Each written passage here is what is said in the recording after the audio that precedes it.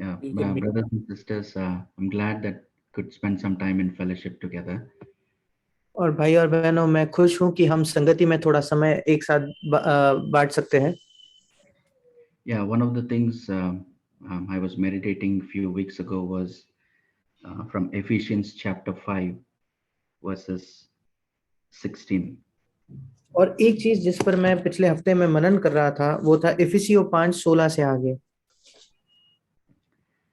It says, verse 15 onwards, rather, it says, see then that you walk circumspectly, not as fools, but as wise, redeeming the time because the days are evil. Or another translation says, make the best use of the time because the days are evil. और 15 वचन से, इसलिए ध्यान से देखो कि कैसी चाल चलते हो, निर्बुद्धियों के समान नहीं पर बुद्धिमानों के समान चलो, अवसर को बहुमूल्य समझो क्योंकि दिन बुरे हैं। And we all know as creatures, we don't know how to make use of the best use of our time. और हम सब जो प्राणी हैं हम जानते हैं कि हम अपने समय का सबसे अच्छा कैसा इस्तेमाल होता है वो नहीं जानते। That's why the answer to how to make the best use of my time, the answer for that is given further down in verse 18, to be being filled with the Holy Spirit, verse 18. और इसलिए मैं अपने समय को अच्छे से कैसे इस्तेमाल कर सकता हूँ इसका उत्तर आगे 18 वचन में दिया है कि मैं आत्मा से परिपूर्ण होते जाऊं। Without the Holy Spirit's power, we cannot make use the best use of our time. पवित्र आत्मा के सामर्थ्य के बिना हम अपने समय का सही सबसे अच्छा इस्तेमाल नहीं कर सकते। Because there are many things which we can regain, like for example money, material things, even health we can regain, but time, once we lose it, the time that is lost cannot be regained. क्योंकि ऐसी कई बातें हैं जो खोने पर हम वापस उन्हें हासिल भी कर सकते हैं, चाहे पैसा हो, चाहे भौतिक वस्तुएं हो, शायद हमारा स्वास्थ्य भी चले जाए हम उसे वापस हासिल कर सकते हैं, पर एक बार जो समय हम गवा देते हैं हम उसे वापस नहीं पा सकते। And even if I misquote, there is a verse from the book of Joel that the Lord will restore the years of locust. That is something we can misquote and say God will give back. No, the year 2021 is gone. Even in the year 2022, January and February is gone. Even till March 8th is gone. God will not give it back. और यद्यपि योएल नबी के पुस्तक से हम उसका इस्तेमाल करके कह सकते हैं कि जो टिड्डियों ने खा लिए वो सारे वर्ष प्रभु मुझे लौटाएगा, पर नहीं, 2021 बीत चुका है, प्रभु हमें वो नहीं दे सकता। और 2022 में भी जनवरी फरवरी चले गए और मार्च के भी 8 दिन चले गए, वो हम वापस नहीं पा सकते। Yeah, time, once it is lost forever. एक बार जो समय खो जाता है वो अनंत काल के लिए खो चुका है। Now I was saying we need not get discouraged because we all have failed in this area. और हमें निराश होने की जरूरत नहीं क्योंकि हम सब इस क्षेत्र में असफल हुए हैं। So I just want to share three things: our time with God, that is as priority number one, and our time with our family as priority number two, and our time with the church, the priority number three. और इसलिए मैं 3 चीजें बांटना चाहता हूँ। परमेश्वर के साथ जो हम समय बिताते हैं वो हमारी पहली प्राथमिकता होनी चाहिए, हमारे परिवार के साथ जो हम समय बिताते हैं जो हमारी दूसरी प्राथमिकता होनी चाहिए, और कलीसिया के साथ जो हम समय बिताते हैं वो हमारी तीसरी प्राथमिकता होनी चाहिए। We live in such a busy world. It's good to ask ourselves, especially the young people, how is my time with the Lord? और हम इतने व्यस्त संसार में जीते हैं, ये अच्छा है कि हम अपने आप से प्रश्न करें, विशेषकर वो जो जवान है, कि मैं प्रभु के साथ कैसे समय बिताता हूँ। Do I really have that longing to be with the Lord and to listen to Him? क्या मेरे अंदर सचमुच वो लालसा है, वो इच्छा है कि मैं प्रभु के साथ रहूं और उसकी सुनूं। In Mark 1:35, it says, early in the morning, before everybody else got up, Jesus used to go to a solitary, a secret place and spend time with the Father by praying. और मरकुस 1 उसके 35 में लिखा है, भोर को दिन निकलने से बहुत पहले यीशु मसीह उठकर निकल जाता था एक जंगली स्थान में अकेला, और वहां वो प्रार्थना करता था। And how did Jesus pray? Even I want to learn, Lord, how did you pray? How did you spend time with the Father? और यीशु मसीह कैसे प्रार्थना करता था, हम सब, मैं खुद भी ये सीखना चाहता हूँ कि प्रभु तू कैसे प्रार्थना करता था, तू कैसा पिता के साथ समय बिताता था। Because we hear many, times preachers mentioning in their testimonies that they spend 3-4 hours, but we know that especially married people with small children, there's no way we can spend 3-4 hours in a day.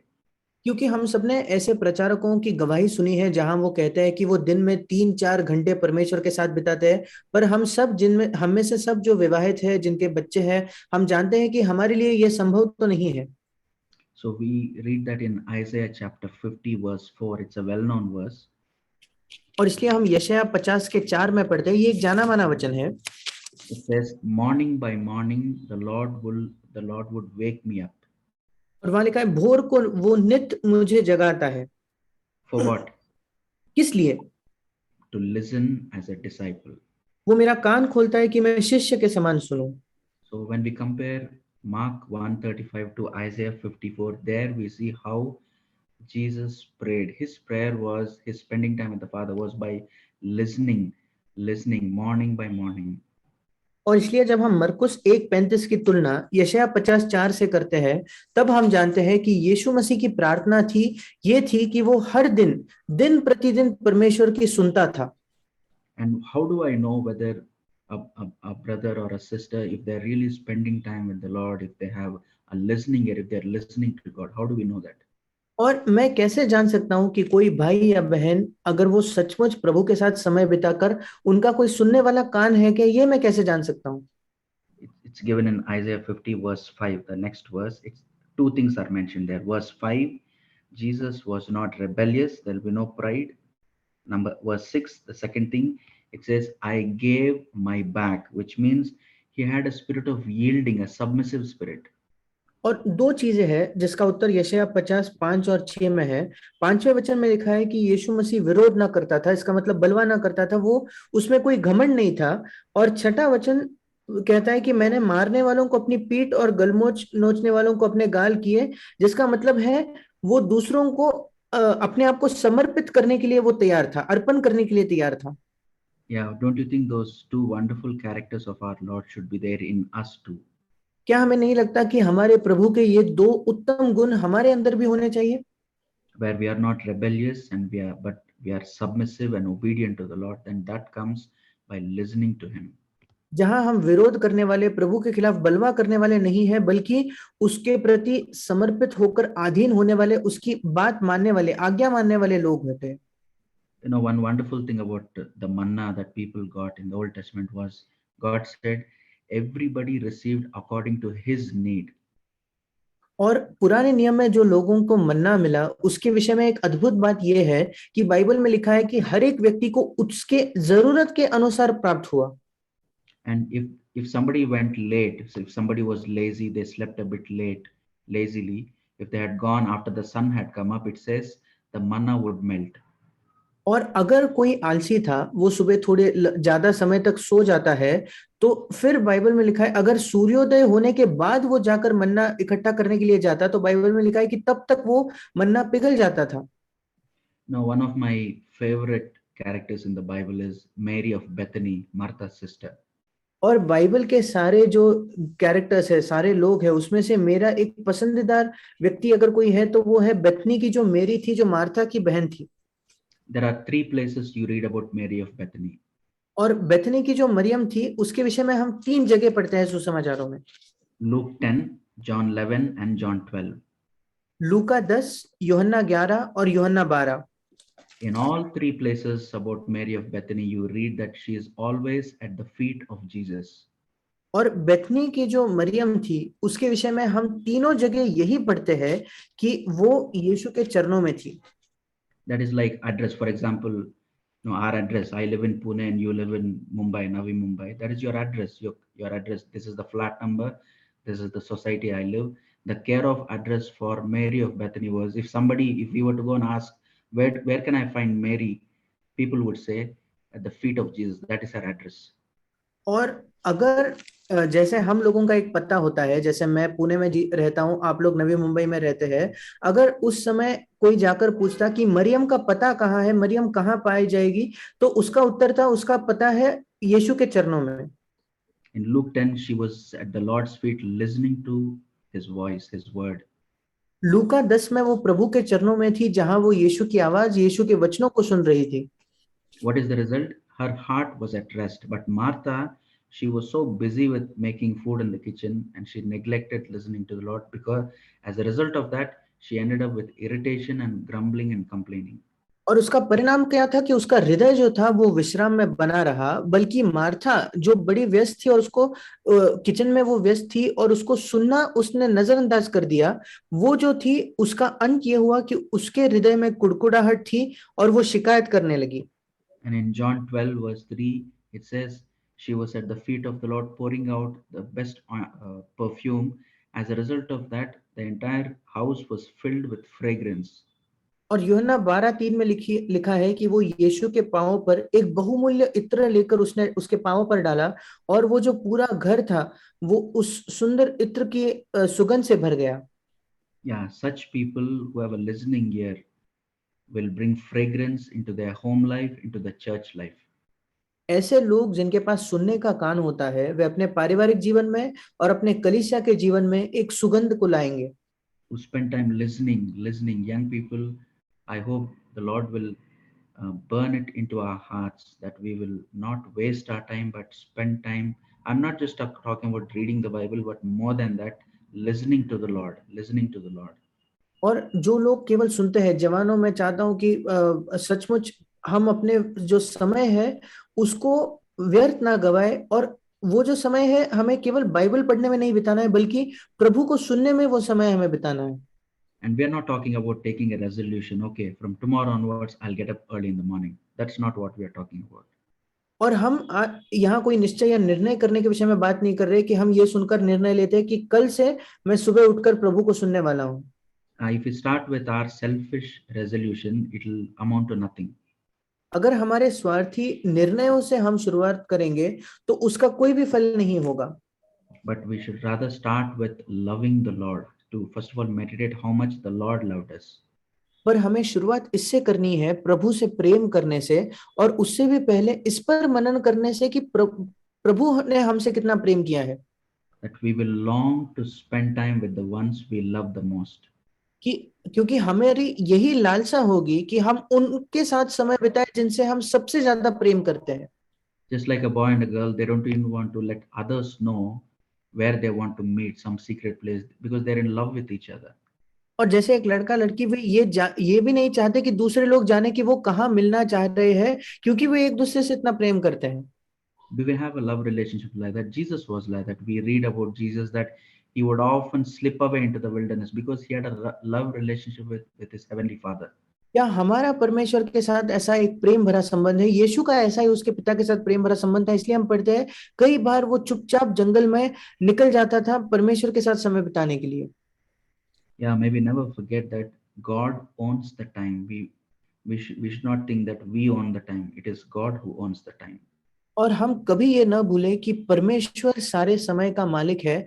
हम कभी भी ये ना समझे कि हम ये समय हमारा खुद का है, हम उसके मालिक हैं, बल्कि परमेश्वर इस सारे समय का मालिक है।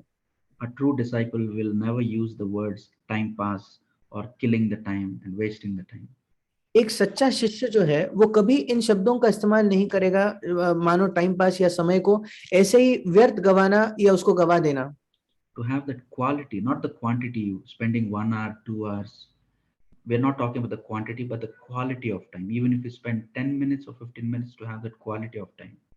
और जब हम परमेश्वर के साथ समय बिताने की बात करते हैं तो वहां हम उस संख्या की बात नहीं कर रहे कि हम कितना समय बिता रहे, 1 घंटा या 2 घंटा, चाहे वो 10 मिनट ही क्यों ना हो, पर उस समय जिस समय को हमने बिताया वो उसकी गुणवत्ता कैसी थी। Mothers with small children, obviously, they cannot have such a long time.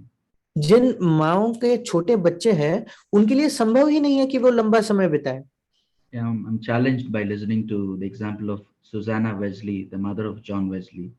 और मैं चुनौती पाता हूं जब मैं सुजाना वेस्ली के बारे में पढ़ता हूं, सुनता हूं, जो जॉन वेस्ली की माँ थी। She had 19 children. उसके 19 बच्चे थे। And I think 9 of them died in infancy because there was no proper vaccination those days. और मुझे लगता है उसमें से 9 बच्चे जो थे बहुत ही छोटी उम्र में उनकी मृत्यु हो गई, क्योंकि उस समय अच्छे से टीकाकरण नहीं हुआ करता था। And she had 10 children to bring up. और फिर उसके पास 10 बच्चे थे जिनको उसने बड़ा किया। And I remember reading somewhere that she used to spend time with the Lord while cooking the food, because other times taking care of, I mean, we know taking care of one or two children is many times such a strain. She had 10 children without any time saving devices that we have. She used to spend time with the Lord while she is cooking the food. और मैंने कहीं पढ़ा है कि जब वो खाना पका रही होती थी तब वो परमेश्वर के साथ समय बिताती थी। और हम जानते हैं कि जब हमारे एक या दो बच्चे होते हैं तब समय निकालना इतना मुश्किल है, उसके तो 10 बच्चे थे, उसके पास तो दूसरा कोई समय बचाने वाले ऐसे कोई यंत्र भी नहीं थे, तो इसलिए जो बचा हुआ समय उसके पास होता था खाना पकाने के टाइम, तभी ही वो परमेश्वर के साथ समय बिता सकती थी। And I remember another very godly man, I think his name is Lawrence, that his job was to wash the dishes. और एक बहुत ईश्वरीय व्यक्ति जिसके बारे में मैंने पढ़ा है वो है, उसका नाम था लॉरेंस, जो उसका उसकी नौकरी यही थी कि वो बर्तन धोता था। And he put a sticker in the wash basin, divine service conducted here 3 times a day. और उसने वो जहां बर्तन धोया करता था उसके ऊपर एक स्टिकर लगाया था कि ईश्वरीय सभाएं जो है दिन में 3 बार यहाँ होती है। So while he was washing the dishes, he was doing it as unto the Lord, and he had time to spend time with the Lord while he was washing the dishes. और जब वो बर्तन मांजा करता था तो वो बर्तन इस प्रकार धोता था मानो वो परमेश्वर के लिए कर रहा है, और तब वो परमेश्वर के साथ वो समय बिताता था। Yeah, there are times while I am helping, in household work with my wife and taking care of the children, the Lord has spoken to me. It is not just always by reading the Bible, but while we are helping in our household work, doing the normal things, the Lord speaks to us. और ऐसे समय रहे हैं जब मैं घर के कामकाज में हाथ बटा रहा था, अपनी पत्नी की सहायता कर रहा था, जब प्रभु ने मुझसे बात की है। क्योंकि परमेश्वर हमसे केवल तब नहीं बात करता जब हम बाइबल पढ़ रहे हैं, पर जब हम अपने हमारे मामूली हर दिन के काम करते हैं तब भी वो हमसे बात करता है। That is for the married people. ये विवाहित लोगों के लिए है। But for young people, there's a wonderful verse in Ezra chapter 7, verse 10.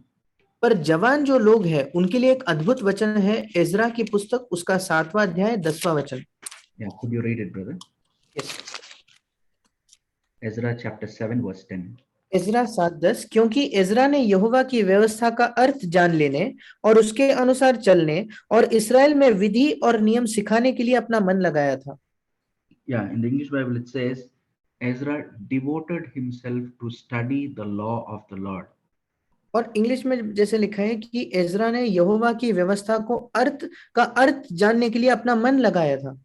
Yeah, we want young people like that, disciples like that, who can devote themselves to study not just the law of the Lord, but now we have the word of God in Jesus to study the person of Jesus.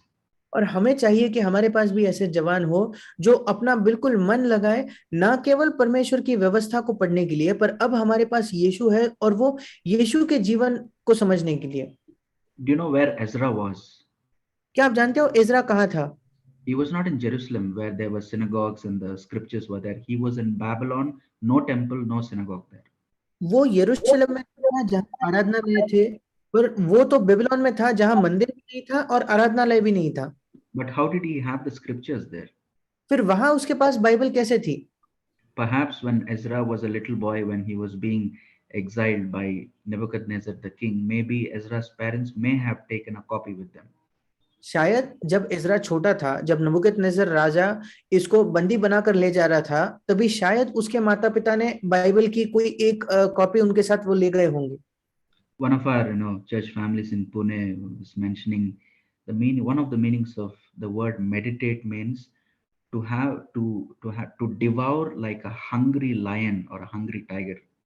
और हमारे पुणे के जो church की कलीसिया है उसमें से कोई हमें एक दिन बता रहा था कि मनन करना, इस शब्द का एक मतलब ये है कि किसी चीज को इस प्रकार खा जाना मानो एक भूखा शेर कैसे उसको खा लेता है।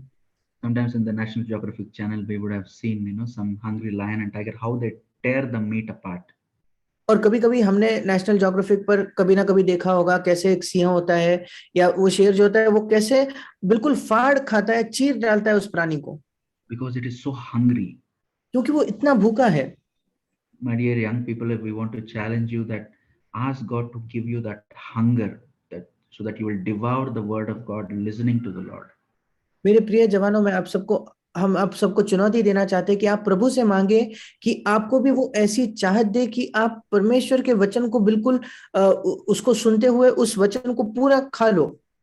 In Genesis 41, उत्पत्ति उसके 41 अध्याय में there we read about 7 years of plenty and 7 years of famine. वहां हम 7 साल बहुतायत के और 7 साल अकाल के इसके विषय में पढ़ते हैं। So what did Joseph do when there was 7 years of plenty? जब 7 अच्छे वर्ष थे, बहुतायत के वर्ष थे, तब यूसुफ ने क्या किया? Remember, young people, you have plenty of time now, like the 7 years of plenty, but they will end one day when you get married and have children. The famine will start in your life. और जवान लोगों कृपया याद रखें कि अब आपके पास समय की बहुतायत है, पर ये जो बहुतायत का समय है, ये जो बहुतायत का काल है, एक दिन वो खत्म हो जाएगा जब आपके विवाह हो जाएगा और आपके बच्चे होंगे, और तब वो जो अकाल का समय वो शुरू होता है। In Genesis 41 verse 49, what did Joseph do? It says, he gathered very much grain as the sand of the sea until he stopped counting, for it was immeasurable. उत्पत्ति 41 उसके 49 वचन में लिखा है कि इस प्रकार यूसुफ ने अन्न को समुद्र की बालू के समान अत्यंत बहुतायत से राशि राशि गिन के रखा, यहां तक कि उसने उनका गिनना छोड़ दिया क्योंकि वे असंख्य हो गई। Yeah, may we keep treasuring the word of God in our unmarried youth when we have plenty of time, free time. Sorry brother, can you repeat? Yeah, when we have plenty of free time during our unmarried youth, let us keep treasuring the word of God. और हम जब अविवाहित है और जवान है, उस समय जब हमारे पास समय की बहुतायत है, आइए हम परमेश्वर के वचन को बहुमूल्य जाने। And please remember, just like in our physical life, junk food kills the hunger for healthy food. The same way, the more time we spend with the spiritual junk food like social media and all these things, it will kill our hunger for the word of God. और हमें ये भी याद रखना है, जैसे शारीरिक शरीर के मामलों में जो जंक फूड होता है, जो साधारण जो बाहर का खाना होता है, उसके वजह से अच्छे खाने की जो भूख होती है वो हमें चली जाती है। वैसे ही जो आत्मिक जंक फूड है, मानो सोशल मीडिया पर समय बिताना और ये सारी चीजें, वो जो परमेश्वर के वचन की जो हमारी भूख होती है उसको वो मार देगी। I'm not saying that we can't spend time in this social media and watching the news and all that. Please don't misunderstand. That's not what we are saying. और मैं ये नहीं कह रहा कि हमें सोशल मीडिया पर समय नहीं बिताना है, न्यूज समाचार नहीं देखने में, ये नहीं कह रहा, कृपया गलत ना समझे। But we are talking about keeping it in the proper place पर मैं कह रहा हूं कि उसको अपने सही जगह पर, सही स्थान पर हम रखें and not wasting the time. और हम समय को व्यर्थ ना गवाएं। And we read in verse 53. और हम 53 वचन में पढ़ते हैं, Yeah, read it, brother. मिस्र देश के सुकाल के 7 वर्ष समाप्त हो गए। The 7 years of plenty came to an end. और वो जो बहुतायत के 7 वर्ष थे, सुकाल के 7 वर्ष थे, वो समाप्त हो गए। And what happened was 54, or rather 56. और 56 वचन में ये हुआ, इसलिए जब अकाल सारी पृथ्वी पर फैल गया और मिस्र देश में अकाल का रूप भयंकर हो गया, तब यूसुफ सब भंडारों को खोल खोल के मिस्रियों के हाथ अन्न बेचने लगा। Praise God. Just underline those words. Joseph opened all the storehouses when there was famine all over the earth. और परमेश्वर की स्तुति हो, हम उसे अंडरलाइन करके रख सकते हैं। यूसुफ ने क्या किया? जब अकाल सारी पृथ्वी पर फैल गया, उसने सब भंडारों को खोल खोल के मिस्रियों के हाथ अन्न बेचने लगा। Dear young people, when you have this plenty of free time now in your unmarried youth, whatever you keep treasuring the word of God, you keep treasuring it, storing it in your heart, you hide it in your heart, like the psalmist says, one day when you get married and have children, when there's no time, God will use the storehouse of your heart, of your life, to feed many hungry people. और जो जवान लोग हैं उनके लिए, जब अब आपके जवानी के दिनों में आपके पास भरपूर खाली समय है, इस समय अगर आप परमेश्वर के वचन को मूल्यवान समझेंगे, उसको अपने हृदय में छिपा कर रखेंगे, जैसे भजनकार कहता है, तो एक दिन जब आपका विवाह हो जाएगा, आपके बच्चे होंगे, और तब जब आपके पास समय नहीं होगा, तब परमेश्वर आपके हृदय को या आपके जीवन के उस भंडार को खोलेगा और कई लोगों को वो तृप्त करेगा उसके द्वारा। And let us take a warning from the Jewish people during the Malachi's day. और जो मलाकी के समय के यहूदी लोग हैं, उनसे हम एक अपने लिए चेतावनी ले सकते हैं। Yeah, like you see on the screen, people were taking the best meat for themselves and the remaining dregs the bones, empty bones, they were giving it to the Lord. और जैसे स्क्रीन पर जो चित्र है उसके द्वारा आप देख सकते हो कि जो सबसे अच्छा जो मांस होता था वो लोग अपने आप के लिए ले लेते थे, और जो आखिरी में जो बचा कुचा शेष होता था, जो हड्डियां बच जाती थी, वो परमेश्वर को वो दिया करते थे। They were treating God like, something like a beggar. What a heartbreaking thing it is. और परमेश्वर को मानो एक भिखारी के समान वो व्यवहार कर रहे थे। क्या ही हृदय को चीरने वाली एक बात है। I hope we will have a few young people among us who will take this as a challenging word for them. Say, Lord, I want to give my best to you. और मैं आशा करता हूँ कि हमारे बीच में कुछ जवान लोग होंगे जो इसको एक चुनौती के तौर पर लेंगे और कहेंगे, प्रभु मैं अपना सर्वश्रेष्ठ, अपना सर्वोत्तम तुझे देना चाहता हूँ। One of the things that helped me in my college days in my youth is to carry a small Bible, and whenever there is time to open it and read it and meditate on it. और मेरे college के समय, मेरे जवानी के दिनों में एक चीज जिसने मेरी सहायता की थी, वो एक छोटा सा बाइबल मैं अपने साथ लेकर घूमता था, और जब भी मुझे थोड़ा समय मिलता था मैं उसको खोलकर पढ़ता था और उस पर मनन करता था। Yeah, I can tell you that this with assurance that the more you spend time with the Lord, you will bear fruit one day. Like Joseph, in the 7 years of plenty, he kept storing it, storing it. When the 7 years of famine came, he fed so many hungry people. और मैं आपको ये निश्चित तौर पर कहना चाहता हूँ कि जितना अधिक आप परमेश्वर के समय के साथ, परमेश्वर के वचन के साथ समय बिताओगे, उतना ज्यादा आप फल लाओगे। बिल्कुल वैसे जैसे यूसुफ ने वो भंडार में इकट्ठा करते रहा, और एक दिन वो कई भूखे लोगों को वो तृप्त कर पाया।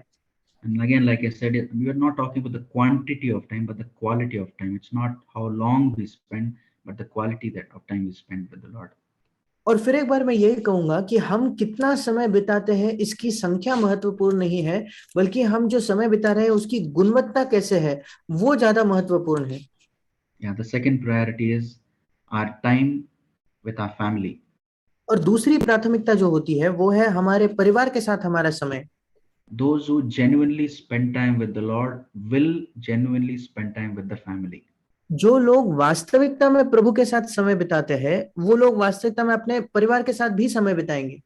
If I'm not spending time with the family, perhaps that is the proof that I am not spending time with the Lord in secret. अगर मैं अपने परिवार के साथ समय नहीं बिता रहा, तो शायद ये इस बात का सबूत है कि मैं गुप्त में प्रभु के साथ भी समय नहीं बिता रहा। I mean, not all, when I say spending time with the family, I'm not talking about quoting Bible verses to our family. They will get fed up with us. जब मैं कहता हूं परिवार के साथ समय बिताना, इसका यह मतलब नहीं कि उन्हें हम बाइबल के वचन बताते रहे वो हमसे तंग आ जाएंगे। Yeah, there is a time for that, but to sometimes to laugh with them. And like someone said, the one of the signs of a good family, happy, joyful family is not necessarily always pray together, but always laugh together. और हाँ, उसके लिए एक समय है, पर एक अच्छे कभी कभी उनके साथ केवल समय बिता कर उनके साथ हंसने के लिए, जैसे किसी ने कहा है कि एक अच्छे परिवार का ये गुण नहीं है केवल कि वो एक साथ प्रार्थना करते हैं, पर वो एक साथ हंसी मजाक करते हैं। Haven't we all seen husbands and sisters, wives? You all know that when you're not in good terms with your partner, you cannot laugh together. You can probably pray, the Lord won't hear that prayer, but we cannot laugh together if we have not reconciled, if there's some bitterness, some unrest. We cannot laugh together. और क्या हम सब भाइयों ने और जो पत्नियां हैं, जो बहनें हैं, उन्होंने ये नहीं देखा है कि जब हमारे मन में अगर कोई बेचैनी है, अगर हमने मेल मिलाप नहीं किया है किसी विषय में, तब शायद हम प्रार्थना कर सकते हैं, परमेश्वर तो उसे नहीं सुनेगा, पर हम प्रार्थना इकट्ठा शायद कर पाएंगे। पर जब तक हमारे बीच का रिश्ता बिल्कुल सही नहीं है, हम एक साथ हंसी मजाक नहीं कर पाएंगे।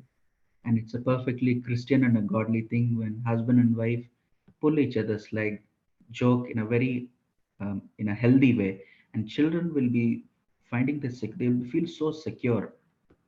और ये बिल्कुल एक ईश्वरीय बात है कि जब पति पत्नी जो है वो एक दूसरे के साथ हंसी मजाक करते हैं, या और ये सब जो देखते हैं, ये सब देखकर बच्चे जो है वे बिल्कुल सुरक्षित महसूस करेंगे।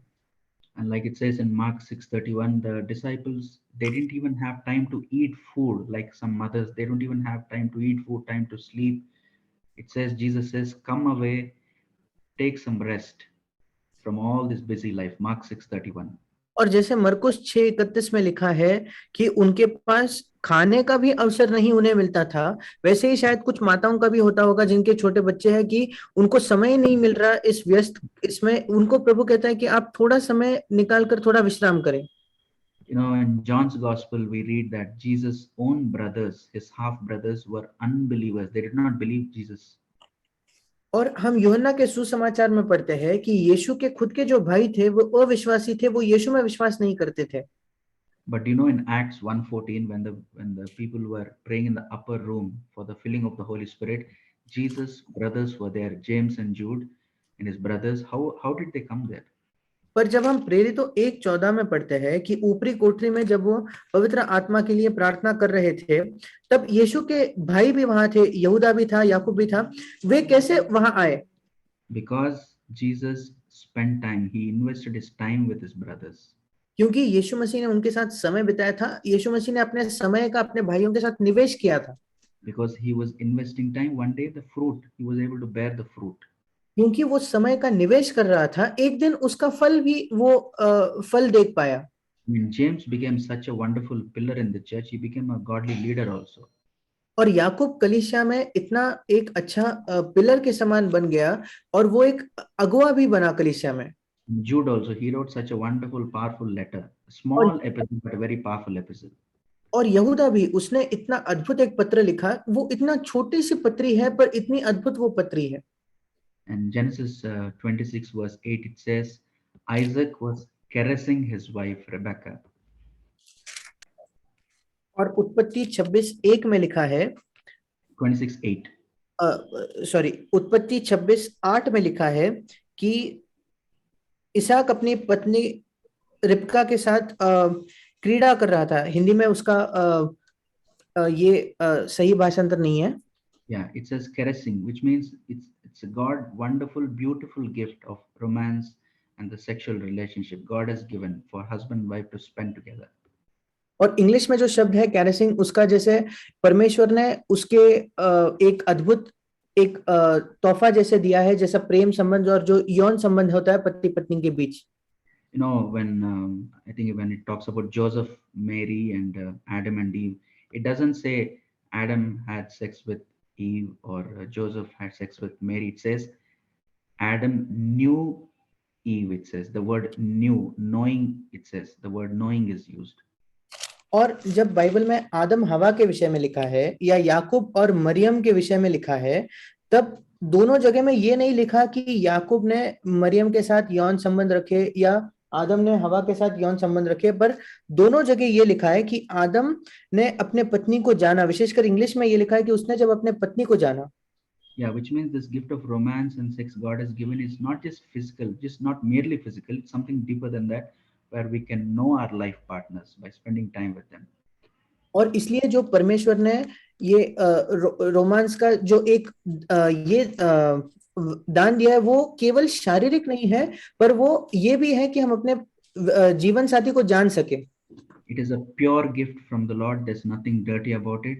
If anyone thinks it is dirty, their mind is dirty. परमेश्वर की ओर से आने वाला ये एक शुद्ध तोहफा है, इसके विषय में कुछ भी गंदा नहीं। अगर कोई सोचता है इन बातों में कुछ गंदा है तो उनका मन गंदा है। Yeah, spending time with the family. परिवार के साथ समय बिताना। Yeah, maybe repent that we have neglected spending time with our family. और आइए हम मन फिराएंगे कि हमने अपने परिवार के साथ समय बिताने को नजरअंदाज किया है। Without getting into condemnation, say, Lord, from today onwards, help me to take it seriously. और खुद पर दोष लगाने के बजाय हम कह सकते हैं कि प्रभु आज से तू मेरी सहायता कर कि मैं इसको गंभीरता से लूं। Like Lot lost his family, let none of us lose our family members. और जैसे लूत ने अपने परिवार को गवा दिया, हम में से कोई भी आइए कि हम अपने परिवार को न गवाए। May we weep before the Lord and say, Lord, please save us from such that we end up like Lot's family. कि हम परमेश्वर के सामने विलाप करके कहे कि प्रभु ऐसा ना हो कि हम लूत के परिवार के जैसे हो जाए। And the Lord is much more eager to make us a godly family, all the families in the church. और परमेश्वर की हमसे ज्यादा तीव्र ये इच्छा है, लालसा है कि वो हमें एक ईश्वरीय परिवार बनाए, कलीसिया के हर एक परिवार के लिए। And priority number 3, our time with the church brothers and sisters. और तीसरी प्राथमिकता कलीसिया के भाइयों और बहनों के साथ जो हम समय बिताते हैं। Yeah, when we think of the church, our attitude should be right. और जब हम कलीसिया के विषय में सोचते हैं तो हमारा जो दृष्टिकोण, हमारा मनोभाव ये सही होना चाहिए। In Matthew 19, verse 27, मत्ती 19 उसका 27 वचन। this was before Peter was broken and filled with the Holy Spirit. और जब पतरस तोड़ा गया और पवित्र आत्मा से भर गया, उसके पहले की ये बात है। What was his attitude? Matthew 19:27. उसका रवैया क्या था? Lord, I've given up everything. What will we get? मत्ती 19:27 में, प्रभु देख हम तो सब कुछ छोड़कर तेरे पीछे हो लिए हैं, तो हमें क्या मिलेगा? When we think of the church and spending time with the brothers and sisters in the church, may we not have this attitude, what can I get? What can we get? What can my family get? जब हम कलीसिया के विषय में सोचते हैं, कलीसिया के साथ समय बिताने के विषय में सोचते हैं, तो हमारे अंदर ये मनोभाव ना हो कि मैं क्या पा सकता हूं, मेरा परिवार क्या पा सकता है, हम सबको इससे क्या मिल सकता है। But the same Peter, when he failed so much, God broke him, crushed him. He was filled with the Holy Spirit. And in Acts chapter 3, verse 6, we read a wonderful, beautiful attitude of Peter. पर जब यही पतरस कई बार असफल होकर वो टूट गया, वो बिल्कुल कुचला गया, और जब परमेश्वर ने उसे पवित्र आत्मा से भर दिया, तो उसका जो रवैया था वो बहुत एक सुंदर रवैया हम देखते हैं प्रेरितों के काम 3 अध्याय, ब्रदर verse 6. और उसका 6वां वचन। Yeah, you can read it, brother. तब पतरस ने कहा, चांदी और सोना तो मेरे पास है नहीं, परंतु जो मेरे पास है वो तुझे देता हूँ। यीशु मसीह, what I do have, I give you. Earlier, his attitude was, what can I get? Lord, I gave up my job, I gave up all this, what will I get? But now he's saying, what I do have, I give you. और वो यहाँ कह रहा है, जो मेरे पास है वो तुझे देता हूँ। पहले उसका रवैया ये था कि प्रभु मैंने सब कुछ छोड़ दिया, मैंने अपनी नौकरी छोड़ दी, मुझे इससे क्या मिलेगा? पर अब वो कह रहा है, जो मेरे पास है मैं तुझे देता हूँ। Yeah, can we think of that, brothers and sisters? It says it's more blessed to give than receive. और क्या हम इस विषय में सोच सकते हैं भाई और बहनों, क्योंकि बाइबल हमें बताती है लेने से देना ज्यादा आशीषित है, ज्यादा धन्य है। When we spend time with the church families, think of how can I give an encouraging word to others, a comforting word to others. जब हम कलीसिया के परिवारों के साथ समय बिताने के विषय में सोचते हैं, तो हम ये सोचे कि कैसे मैं उन्हें प्रोत्साहन भरा कुछ वचन दे सकूं या उनका सांत्वन करने वाला कोई वचन दे सकूं। And never to be a loner. It's a dangerous thing to be lonely, neglecting fellowship with others. और कभी भी अकेले होने वाले हम लोग ना बने, क्योंकि ये बहुत खतरे से भरा है कि हम अकेले होते हैं और दूसरों के साथ संगति को हम तुच्छ जानते हैं या नजरअंदाज करते हैं। Yeah, and I think in Proverbs 18:1 it says, "One who isolates himself seeks his own desire." क्योंकि नीति वचन उसके 18 अध्याय के पहले वचन में लिखा है, जो दूसरों से अलग हो जाता है वो अपनी ही इच्छा पूरी कर वो सब प्रकार की खरी बुद्धि से बैर करता है। You know why the fig tree, when Jesus was hungry, he wanted to eat some fruit. The fig tree, it didn't have any fruit. In one of the, I think, Gospels, it says the fig tree was alone. It was a lonely fig tree. और जब यीशु मसीह को भूख लगी थी, वो अंजीर के पेड़ के पास जाता है अंजीर खाने के लिए, तो एक सुसमाचार में से एक सुसमाचार में लिखा है कि वो एक अकेला अंजीर का पेड़ था और उसमें कोई फल नहीं था। Yeah, when we are lonely without fellowship with others, we'll become dry with no fruit. When hungry people come to us, they will go back with even more hunger. Their hunger is not satisfied. जब हम अकेले होते हैं, बिना किसी संगति के होते हैं, तो हम बिल्कुल सूखे रहेंगे और हमारे अंदर कोई फल नहीं होगा। और इसलिए जब भूखे लोग हमारे पास आएंगे तो वो हमसे और भी ज्यादा भूखा होकर वापस जाएंगे, क्योंकि वे तृप्त ही नहीं होंगे। Yeah, I think Revelation 12:12 it says, the devil knows that he has short time. और प्रकाशित वाक्य 12:12 में लिखा है कि उसका आखिरी भाग कहता है, शैतान जानता है कि उसका थोड़ा ही समय और बाकी है। Devil knows that he has short time, but what about us? Do we know that we have short time? Paul, I think, told the Corinthians, time is short. We can't afford to waste it. और शैतान तो ये जानता है कि उसके पास थोड़ा ही समय बाकी है, पर हमारा क्या हम जानते हैं? क्योंकि पौलुस ने भी कुरिन्थियों के कलीसिया को बताया कि समय कम है, उसको ऐसे ही व्यर्थ न गवाए। Yeah, devil knows the time, his time is short, and he is doing his best to ruin relationships and fellowship with the Lord. और शैतान जानता है कि उसके पास थोड़ा समय है, इसलिए वो अपनी सर्वश्रेष्ठ कोशिश करता है कि वो हमारा प्रभु के साथ जो संबंध है उसे बिगाड़े। Yeah, may we ask the Lord, Lord, open my eyes to see that time is short. I don't want to waste it. और हम प्रभु से मांगे कि प्रभु मेरी आंखें खोल दे ताकि मैं ये देखूं कि समय बहुत ही कम बचा है, मैं उसको व्यर्थ नहीं गंवाना चाहता। Time with the Lord, time with the family, and time with the church. प्रभु के साथ समय, परिवार के साथ समय और कलीसिया के साथ समय। Yeah, the Lord is much more eager, brothers and sisters, to give us a heart from today onwards that we will not waste any more time, and we need not get condemned if we waste, but come back quickly, repent and come back quickly.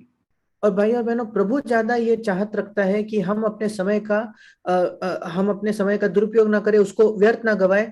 और अगर हम अपना समय गवा देते हैं तो हम अपने आप को दोषी ना महसूस करें, बल्कि जल्द से मन फिराकर हम वापस आए। Like Brother Zach beautifully paraphrased C.T. Studd's words, there's only one life God has given us. It will soon be over. It will soon be past, but only what Christ has done in me will last. और जैसे भाई Jack ने सीटी stud के जो जाने माने शब्द है उनको अपने शब्दों में उसको थोड़ा बदल कर ये कहा है कि एक ही जीवन है और वो जल्दी समाप्त हो जाएगा, केवल जो मसीह ने मेरे अंदर किया है वही बचा रहेगा, वही टिका रहेगा। Yeah, praise God. Amen. परमेश्वर की स्तुति हो, आमीन।